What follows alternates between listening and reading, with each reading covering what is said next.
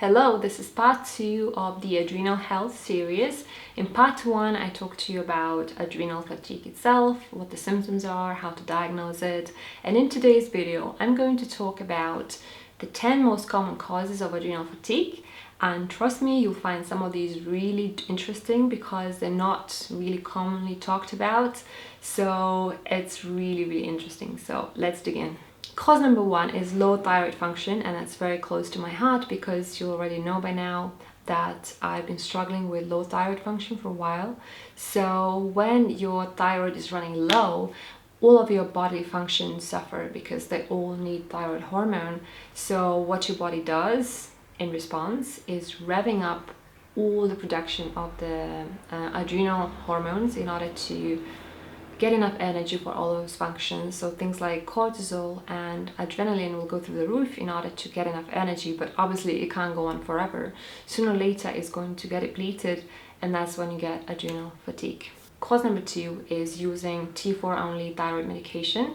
So things like synthetic levothyroxine or the branded medication called Synthroid. The problem with these is that a lot of people with thyroid issues have trouble converting 3 to 4 to 3 to 3, especially women. 3 to 3 is the active thyroid hormone, which is available for the body to use, while F to 4 still needs to be converted to F to 3, so obviously it's not the best version for somebody who can't convert it. So if you give T4 only medication to somebody who can't convert it, it's just going to get more and more T4 in the body, and it's going to produce more and more reverse T3. And having reverse T3 is like having thyroid hormone resistance, which really isn't a good thing, and that's going to put a huge strain on your adrenals.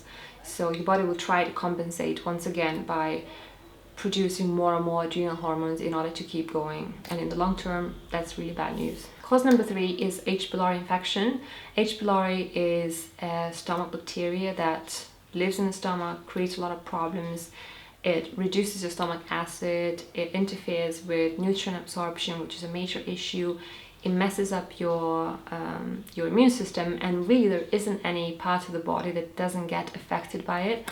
So I personally have had lots of results by getting rid of it, and just eradicating H. pylori seems to either completely get rid of people's adrenal fatigue or at least make it much better. Cause number 4 is hormonal imbalance or estrogen dominance, or in other words, low progesterone. So estrogen is very excitatory, it causes anxiety, while progesterone is very calming. So when they're together in a good ratio, it's actually a perfect balance. But when the ratio is off, when there is more estrogen compared to progesterone, then there's again a lot of strain on your adrenals, because even the most innocent events or even your thoughts suddenly start causing anxiety and palpitations and sweating and all of these intense stress reactions. And of course, in the longer term, it's going to create a lot of issues with the adrenals. And there's also something called progesterone steal, which basically means that your body steals progesterone in order to produce more cortisol, and obviously it can't go on long term because your body doesn't have limitless amounts of progesterone available, because it simply will use up all of the building materials to make it from, and sooner or later you're going to run out of cortisol too, and that's what adrenal fatigue is. Reason number 5 is lack of sleep or chronic sleep deprivation. Sleep is so important for adrenals because while you're sleeping, your adrenals rebuild themselves, replenish themselves, especially from 10 p.m. So going to bed early is so important, and of course sleeping enough in general. So 1 or 2 nights of less sleep are not going to cause you a lot of damage. But if you do it all the time, it is going to eventually start causing issues with your adrenals. So many women start experiencing adrenal health issues for the first time after having the child, after giving birth. That's because after having a baby, sleepless nights become the new norm, and that really stresses adrenals out. Cause number 6 is restrictive diets, for so many different reasons. Restrictive dieting actually causes your body a lot of stress. It raises cortisol, and also, when you eat very restricted diets, you just don't get enough building blocks to make all the necessary hormones. So for example, if you don't eat enough fat, you're not going to have enough cholesterol. Without enough cholesterol, you can't make enough progesterone. Without enough progesterone, you can't make enough cortisol, and that's how the chain continues. So having a varied diet with a lot of different foods is really the best way to healthy adrenal. Cause number 7 is over exercising or overtraining, and it's so common nowadays, especially in women. I see it everywhere. I see people overtraining on Instagram, on YouTube, among my friends all the time. Over-exercising means training yourself for an hour more every day, not taking enough rest days, not allowing your muscles to recover and rebuild themselves, pushing yourself too hard to the point of puking even. And this whole no pain, no gain attitude that is so strong nowadays is just a straight road to adrenal issues. And if you couple this kind of overtraining with restrictive diets, you really have a recipe for disaster. Cause number 8 is a really bad flu, or an infection, whether chronic or acute. And even things like surgeries or traumas, they can cause adrenal fatigue as well, because it might be that last drop for your adrenals where they just get over the top and they can't function anymore. A lot of people notice that they started getting anxiety, excessive sweating and palpitations after a really bad flu, which is what happened to me. A good thing to do, a good exercise, is to look back at your history and make like a timeline of all the events and when all of your symptoms started.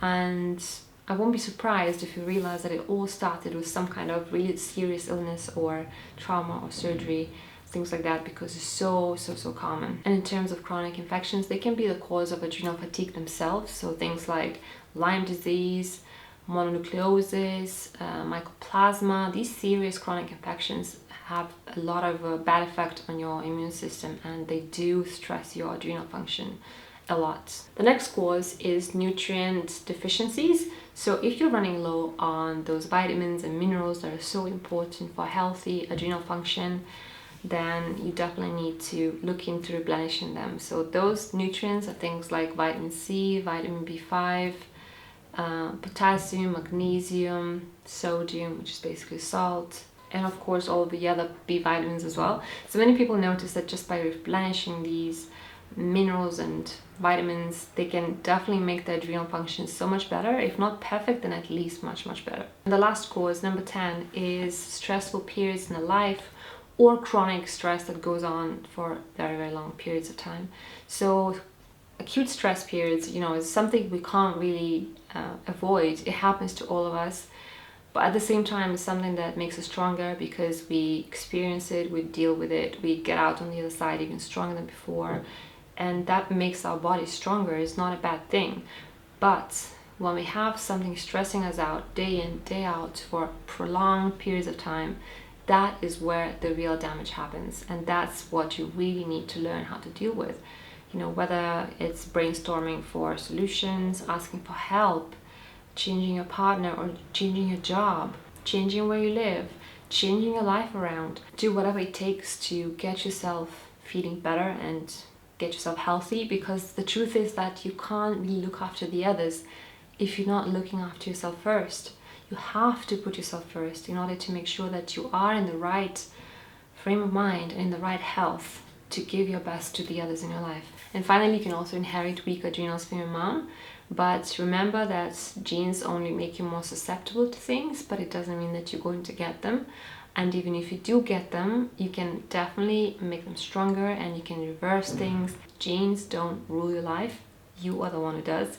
So take charge. So these are the 10 most common adrenal fatigue causes. I hope that this information gave you a lot of food for thought. And in part 3, next Tuesday, I'm going to talk about the ways you can check for adrenal fatigue at home without spending any money. It's actually really interesting. So look out for that. Thanks so much for watching this one, and I'll see you in my next video. Bye. And did you know that if you click on the subscriptions tab, you will see all of the new videos from the channels you follow, including mine, unlike in the home tab where you would only see a few selected videos that YouTube thinks that you might like to watch. So if you've been missing some of my new videos, that's where they've been hiding.